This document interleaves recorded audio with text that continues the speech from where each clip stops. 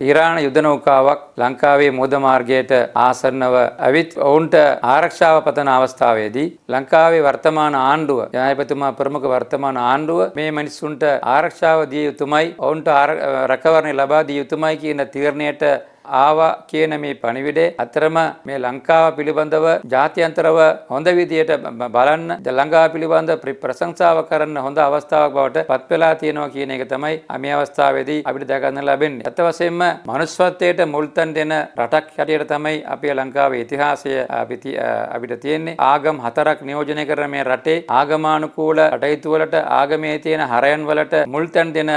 රටක් හැටියට මේ අවස්ථාවේදී මනුෂ්‍යත්වයට මුල් තැන් දෙමින් අනාගතයේදී රටට කිසියම් හෝ බලපෑමක් නැත්නම් අනතුරක් ඇති වෙන්න පුළුවන් කියන ඒ බය තියෙන අවස්ථාවේදී රජය මේ වගේ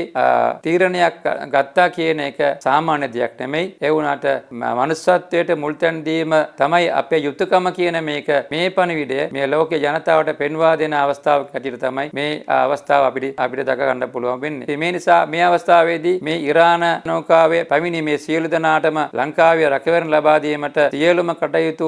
ලබා දුන් ඒ සඳහා කටයුතු කරමින් සිටින නාවික හමුදාව, යුද හමුදාව, රජයේ අනිකුත් කාර්ය මණ්ඩලයේ සියලු දෙනාටම වගේ මේ අවස්ථාවේදී අපි අපේ ප්‍රශංසාව පුද කරන්න කැමැති. අත වශයෙන්ම මනුෂ්‍යත්වයේ රැක ගැනීමට වඩා ඉහළ දෙයක් ලෝකෙ කොහෙවත් තියෙන්න බෑ. රට, ජාති, ආගම නොසලකා මේ අවස්ථාවේදී ඉරාන නෞකාවේ ආවේ මේ මිනිසුන් වෙනුවෙන් මෙවැනි උතුම් වූ තීරණයකට ආපු වර්තමාන රජයේ ජනාධිපතිතුමා ප්‍රමුඛ සියලු දෙනාටම අපි ආගමික නායකයෝ හැටියට අපේ ප්‍රශංසාව මේ අවස්ථාවේදී පුද කරනවා.